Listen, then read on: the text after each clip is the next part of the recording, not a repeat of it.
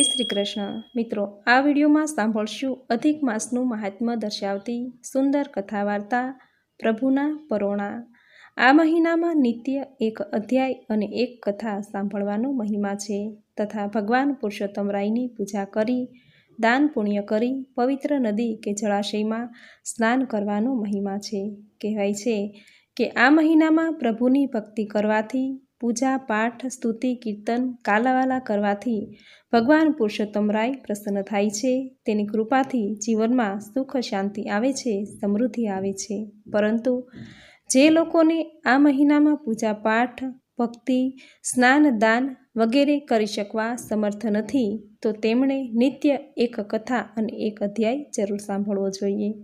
जे सांभळवा मात्रथी ज व्रत कर्या जेटलुं ज आखो अधिक मास कर्या जेटलुं ज पुण्य प्राप्त थशे, भगवान पुरुषोत्तम रायनी कृपा प्राप्त थशे। कारण के आ महीनाने मल मास कहेवामां आवे छे। आ मासने भगवाने पोतानुं नाम आपी तेना पर कृपा करी तेनुं कल्याण कर्युं। आथी जो आपणे पण प्रभुनी भक्ति करीए नित्य कथा सांभळीए तो प्रभु आपणी उपर पण कृपा करे ज छे, आपणुं कल्याण करे ज छे, आपणी मनोकामना पूर्ण थाय ज छे। आथी नित्य आ महीनामां कथा अने अध्याय जरूर सांभळवा। तो मित्रों, प्रभुनी कृपाने प्राप्त करवा माटे आ विडियोमां आपणे सांभळशुं अधिक मासनी कथा, अधिक मासनुं महात्म्य दर्शावती कथा प्रभुना परोणा।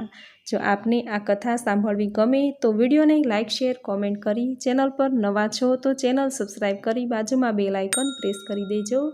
धन्यवाद। तो हवे सांभळशुं कथा प्रभुना परोणा। एक गाम हतुं। गाममां एक पटेल रहे। तेने 4 दीकरा। चारेय भाईओ संपीने रहे। बापा तेना साव भोळा। आखो दिवस भजन कीर्तन करता। लोको तेने भोळा भगत कहीने बोलावता। डोसाने प्रभुनुं आप्युं सर्वे हतुं तेथी तेने कोई जातनी चिंता न हती। ते तो जाणे नरसिंह मेहता ज जोई लो एवी रीते जीवन जीवता। तेवामां पुरुषोत्तम मास આવ્યો। आखुं गाम पुरुषोत्तम प्रभुना गुणगान गातुं अने अधिक मास नहाता। डोसाए विचार कर्यो के लाव हूँ पण पुरुषोत्तम भगवाननो महीनो छे तो स्नान करूँ अने अधिक मास शरू कर्युं। अने भोळा भगते तो अधिक मास शरू कर्यो छे। आम भगत बापा एक दिवस खाटलो ढाळीने जमीने परवारीने सूता हता। तेवामां एक साधु महाराज आव्या अने कहे के बेटा अलख निरंजन। तो भगत कहे आवो आवो महाराज, तमारा पगला अमारा घरे क्यांथी? अमे रह्या राख, आजे तो अमारा घरे रतन आव्युं। बोलो महाराज, तमारी शुं सेवा चाकरी करूं? आम कहीने भोळा भगते झाड़ नीचे मजानो खाटलो ढाળી दीधो अने पीवा माटे शीतळ जळ लई आव्या। जमवा माटे कह्युं पण महाराज कहे के हूँ अधिक मास स्नान करूँ छूं तेथी एक ज वार जमूं छूं। हूँ जमीने आव्यो छूं तेथी मने थोड़ो आराम करवा दो। महाराज आराम करवा खाटलामां सूता एटले भगत तो महाराजनी पग चंपी करवा लाग्या अने महाराज शांतिथी निंदर लई रह्या छे। आम करता सांजे महाराज उठ्या, तेमने चा पाणी आप्या अने महाराज बोल्या के हवे हूँ जाऊं छूं पण जता पहेला तमने जे मनमा आवे ते वरदान मांगो। तमारी सेवा भक्ति जोई हूँ तमारी पर प्रसन्न थयो छूं। भगत बापा कहे के मारे प्रभुनुं आप्युं बधुं ज छे तेथी मारे कंई जोतुं नथी, पण महाराज खूब ज आग्रह करे छे। त्यारे भगत बापा कहे छे के जो तमे मने खरेखर कंईक आपवा इच्छता होय तो मने सजीवे वैकुंठना दर्शन करावो। महाराज कहे तथास्तु। आम कही तेणे पोतानुं असल स्वरूप श्री प्रभु पुरुषोत्तम भगवान प्रगट थया अने कहे के जो भगत आ वरदान तो देवताने पण दुर्लभ छे, पण हूँ तारी साथे वचने बंधायो छूं तेथी चाल मारी साथे विमानमां। एम कही प्रभु भगतने वैकुंठमां लई गया छे। भगवान अने भगत बंने वैकुंठमां गया छे। त्यारे लक्ष्मीजी कहे छे के प्रभु आ तमारी साथे कोण आव्युं छे? प्रभु कहे देवी आ तो आपणा परोणा छे, जो हो तेना स्वागतमां कमी न आवे। आ बाजु भगत वैकुंठमां लीला लहेर करे छे। स्वर्ग लोक बताव्युं छे, गोलोक बताव्युं छे, आकाश अने पाताळ बताव्युं छे, नीच धाम अक्षरधाम बताव्युं छे अने छेवटे प्रभुए भगतने नरकलोकना दर्शन कराव्या। तो भगतनुं दिल द्रवी उठ्युं छे अने भगतना मनमा अरे राटी थई गई। भगत प्रभुने कहेवा लाग्या, हे प्रभु आटला बधा जीवोनी गति केम आवी? भगवान कहे भोळा भगत आ बधी कर्मनी गति छे। कुकर्म करवावाळा जीवोने आ जातनी सजा थाय छे।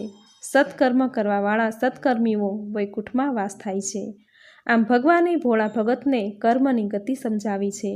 ભગતે નર્કના દર્શન થતાં મનમાં નક્કી કર્યું કે પોતે તો કુકર્મ ક્યારેય કરે નહીં અને પોતાના ચારેય દીકરા વહુઓને કુકર્મના કેવા ફળ મળે છે તે સમજાવી અને સત્કર્મ તરફ વાળશે.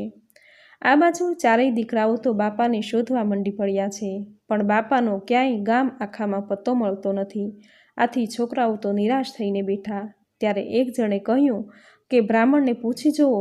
એથી છોકરાએ બ્રાહ્મણને બોલાવી તેને પૂછ્યું. કહે કે દીકરાઓ, મને એમાં કશી સમજણ પડતી નથી, પરંતુ જો તમારા બાપા 10 દિવસ સુધી ઘરે ન આવે તો માનવાનું કે બાપા મરી ગયા છે. ત્યાં સુધી બાપાની શોધખોળ ચાલુ રાખવી. છોકરાએ તેના બાપાની શોધખોળ ચાલુ કરી. 10 દિવસ થયા, નથી તેના બાપા મળતા કે નથી ઘરે આવતા. આથી બાપા પાછા ન આવવાથી દીકરાઓએ તે બાપાની પાછળ ક્રિયાકર્મ કરાવે છે, માથે મુંડન કરાવે, લૌકિક વ્યવહાર કરાવે છે. આમ કરતાં 12 માસનો દિવસ આવે છે. આ બાજુ પ્રભુએ ભક્તની પરોણાગતમાં જરાય કચાશ આવવા દીધી નથી. ભગત બાપાને લીલા લહેર કરાવે છે. ત્યારે એક દિવસ ભગત કહે, હવે મને મારા દીકરાઓ પાસે લઈ જાઓ. પ્રભુ ત્યારે બોલ્યા કે કેમ, અમારા પરોણાગતમાં મોળાશ વર્તાય છે તો તમને દીકરાઓ સાંભળ્યા? તો ભગત કહે છે કે ના ના પ્રભુ, એવું તો કાંઈ નથી, પણ હવે મને મારું ઘર યાદ આવ્યું.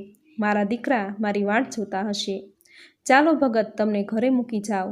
એમ કહી પ્રભુ સાધુ મહારાજનું રૂપ લઈ બાપાને મૂકી અરૂપ થઈ ગયા છે. આ બાજુ ભગત બાપા ઘેર આવે છે. બરોબર સજા ભરવાને સમયે બાપાને જોઈ બધાને ભૂત આવ્યું એવું કહેવા લાગ્યા.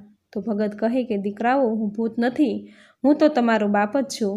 ત્યારે દીકરાઓ બોલ્યા કે આજ મારા બાપને મરી ગયા તો 12 દિવસ થયા છે.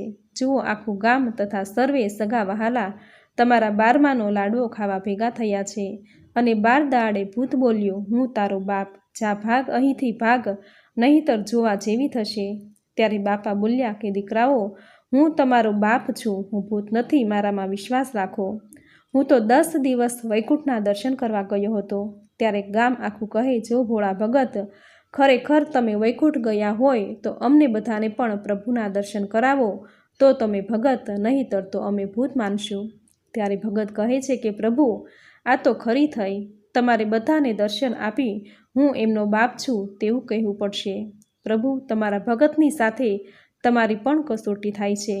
તો હે પ્રભુ, દોડીને ભગતની લાજ રાખવા આવજો. એમ કહી પ્રભુને કાલાવાલા કરે છે. ભગતે હાથમાં કરતાલ લીધી છે અને બીજા હાથમાં તંબુરો લીધો છે અને ગાવા લાગ્યા છે કે ગરુડે ચડીને વેલા આવો, પરસોત્તમ રાય પારખા તમારા આજ લેવાય રે. અઘરું કાલોક આજ અઘરું કું બોલે, સાંભળીને કાળજા અમારા કોપાય રે. ગરુડે ચડીને વેલા આવો મારા વાલા, મહિમા તમારો લજવાય રે.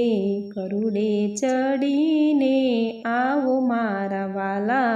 આમાં ભગતે ભગવાનને પોકાર્યા છે. જ્યાં ભજન પૂરું થયું કે આકાશમાંથી દુંદુભી નાદ થયો.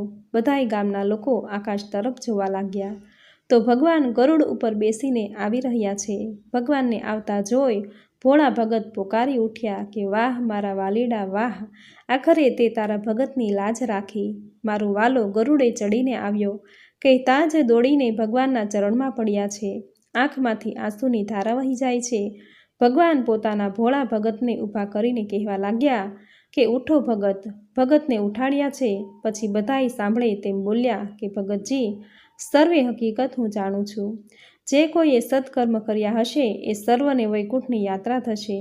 જેઓ મારા ભગતજનનું હૃદય કકળાવે છે તેના ઉપર મને ક્યારેય પ્રસન્નતા થતી નથી. માટે ચાલો ભગતજી, મારા ગરુડના પગ પ્રથમ તમે પકડો અને બાકીના એકબીજાના પગને પકડો. આમ બીજા બધાય એના સત્કર્મના આધારે સ્વર્ગે આવી શકશે. આમ ગરુડ અદ્ધર થયું. ભગતજીએ ગરુડના પગ પકડી લીધા અને બીજા બધાએ એકબીજાના પગ પકડી લીધા. અદ્ધર આકાશમાં ઉડવા લાગ્યા. એમાં પેલા જે બ્રાહ્મણો હતા તેણે ભગતને પૂછ્યું કે ભગતજી, વૈકુંઠમાં લાડવા તો મળશે ને? ભગત કહે, હા, લાડવા તો ઘણા મળશે. બ્રાહ્મણો પૂછે છે કેટલા મળશે? ભોળા ભગત તો ભોળા ભાવે બે હાથ પોળા કરી કહે છે કે આટલા બધા. ત્યાં તો ગરુડના પગેથી ભગતના હાથ છૂટી ગયા અને તમામ ધરતી ઉપર પટકાઈ પડ્યા. કોઈના હાથ તૂટ્યા તો કોઈના પગ તૂટ્યા, કોઈનું માથું ભાંગી ગયું. આમ માત્ર ભગતજી હેમખેમ રહ્યા. ભગવાને પોતાના વહાલા ભગતની આંતરડી કકળાવનારને સજા કરી છે. ત્યાં તો આકાશવાણી થઈ કે હે દુષ્ટો, મારા ભગતને દુભાવનારની આવી જ દશા થાય છે. આકાશવાણી સાંભળીને બધાય ભોળા ભગતની ક્ષમા માંગવા લાગ્યા. ભોળા ભગત તો આખરે ભોળા જ હતા. તેણે ભગવાનને આંસુ ભરી આંખે વિનંતી કરી કે પ્રભુ, બધાને માફ કરી દો. ભોળા ભગતની વિનંતીને માન્યમાં રાખી ભગવાને બધાયની ઉપર કૃપા કરી છે. આમ આનંદ મંગળ વર્તાયો છે. જય જયકાર થયો છે. બોલો ભગવાન પુરુષોત્તમ રાયની જય. હે પુરુષોત્તમ રાય પ્રભુ, તમે જેવા ભોળા ભગતને ફળ્યા તેવા સહુને ફળજો અને અંત ઘડીએ વૈકુંઠમાં વાસ કરાવજો. તમારું આ વ્રત કરનારને, વ્રતની કથા વાંચનારને, સાંભળનારને અને કહેનારને સૌને ફળજો. સૌની મનોકામના પૂર્ણ કરજો. જય પ્રભુ પુરુષોત્તમ રાય. તો મિત્રો, આપણે સાંભળી અધિક માસનું મહાત્મ્ય દર્શાવતી સુંદર કથા વાર્તા પ્રભુના પરોણા. મિત્રો, આ વાર્તાનું મહાત્મ્ય એવું દર્શાવે છે કે જે શુદ્ધ દિલના છે, જેને કોઈની ઉપર કપટ નથી, ક્યારેય કોઈની ઉપર ઈર્ષ્યા નથી, પ્રભુ હર હંમેશા તેની સાથે જ છે, તેની મદદ કરે છે. જે લોકોના મનમાં કપટ છે, પાપ છે, હંમેશા બીજાની નિંદા કુથલી કર્યા કરે છે, મનમાં લોભ છે, તેવા મનુષ્ય પ્રભુને ક્યારેય ગમતા નથી. પ્રભુ ક્યારેય તેની સાથે આવતા જ નથી, તેનું વારે આવતા જ નથી. આથી હંમેશા મન અને વાણીથી પવિત્ર રહેવું, ક્યારેય કપટ ન કરવું. શુદ્ધ ભાવનાથી જે જીવન જીવે છે તેના પર પ્રભુ હંમેશા પ્રસન્ન રહે છે, તેની સાથે રહે છે. તો મિત્રો, અધિક માસનું મહાત્મ્ય દર્શાવતી આ ખૂબ જ સુંદર વાર્તા પ્રભુના પરોણા તમે પૂરી શ્રદ્ધાથી અંત સુધી સાંભળી, જે સાંભળવી તમને જરૂર ગમી હશે. તો વિડીયોને લાઇક કરી કોમેન્ટમાં જય પુરુષોત્તમ રાય જરૂર લખજો. ચેનલ પર નવા છો, જો આ ચેનલ પર વિડીયો પહેલીવાર જોઈ રહ્યા છો તો ચેનલને સબસ્ક્રાઈબ કરી દેજો અને બાજુમાં બેલ આઇકન આપેલું છે તેને પ્રેસ કરી દેજો, જેથી આપણા દરેક નવા વિડીયોની નોટિફિકેશન તમને મળતી રહે. તો ફરી મળીશું આવી જ નવી ધાર્મિક માહિતી, અધિક માસની નવી કથા અને નવા અધ્યાય સાથે. ત્યાં સુધી આપ સૌને મારા જય શ્રી કૃષ્ણ.